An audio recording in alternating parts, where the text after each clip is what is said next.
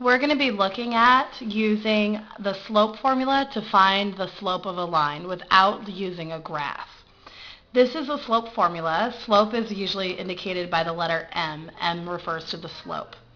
So the slope is equal to y2 minus y1 and x2 minus x1. These are the notations of the points in the formula. The 2's and the 1's do not refer to exponents. If they were exponents, they'd be written above. This just helps me keep track of what point I'm talking about. To use the slope formula, I should follow these steps. The first one I should always do is write the formula. Writing the formula tells somebody who's looking at my work what I was doing and where my numbers came from and why I wrote them the way that I did. So it's very important that we write the formula first. The second thing I'm going to do is label the points. So I'm going to designate them y1 and x1 and x2 and y2 so that I can keep track of what I'm talking about when I'm plugging them into the formula. The third step is to replace the letters with numbers. So I'm going to take out this y2 and y1 and replace them with actual numbers. The next step is to solve, and then my final step is reduce if I can. So those are the steps I'm going to follow to solve the next problems. My first point, or my first set of points, is 1, 3 and 4, 7. This is typically how a question asking us to solve and find the slope of a line looks. It's usually written like this. Find the slope of a line that passes through, and then it tells us a couple of points. So my first step is to write the formula. So M equals y2 minus y1 over x2 minus x1.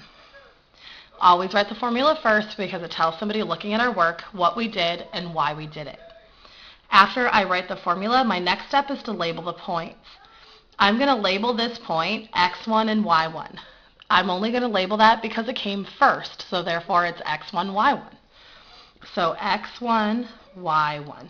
Because this point came second, that's why it gets to be x2, y2.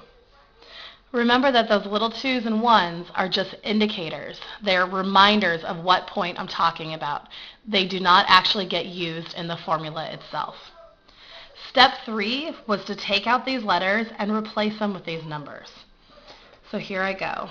y2 is 7 minus, because it is in the formula, y1 is 3 over x2 is 4 minus, because it's already written in the formula, x1 is 1. My next step is to solve. 7 minus 3 is 4 minus 1 is. My final step is to reduce if possible. It's not possible for me to reduce this without either getting a mixed number or a decimal, and I don't want that for slope. For slope, leaving it as an improper fraction is perfectly acceptable. So my slope of the line is 4 over 3. Sometimes I get points that are negative, and we need to be able to use those as well. Here I have, find the slope of a line that passes through 2, 1, and -4, -5. Again, the first step, write the formula. So M equals y2 minus y1 over x2 minus x1. Next step is to label the points. So this is x1, y1 because it came first. This is x2, y2 because it came second. The next step is now to replace the letters in my formula with the numbers. So instead of having y2, I now have -5 because that's the number that was over here. Minus, because that's in the formula, y1 is 1. Over x2 is -4. Minus, because that's in the formula, x1 is 2. Next step is to solve. -5 and -1. This really reads as I owe my mom $5 and I need to borrow another $1 from her, so now I owe her 6.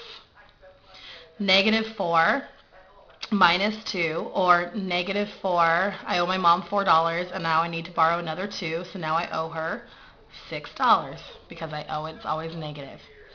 Any number divided by itself gives me 1.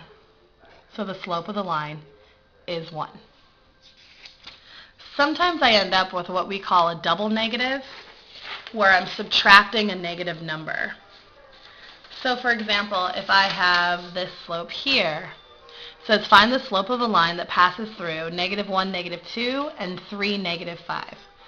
As always, first step is writing my formula.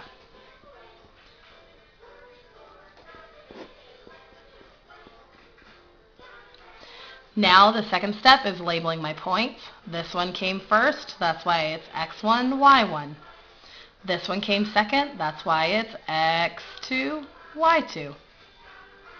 Now I'm going to replace the numbers or the letters with the numbers from my problem.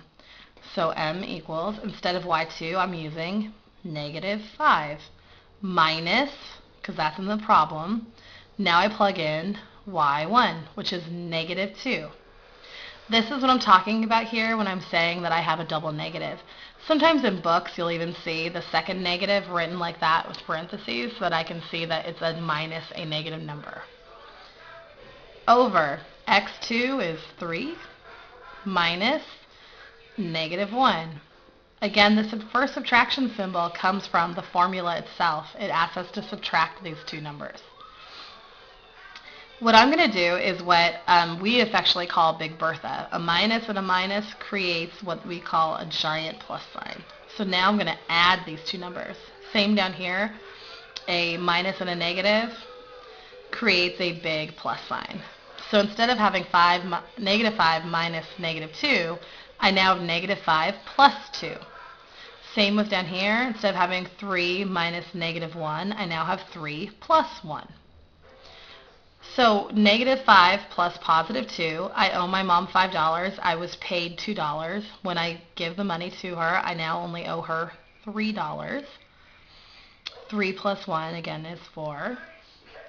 So my slope of this line here is -3 over 4. And that is how I find the slope of the line, by using points.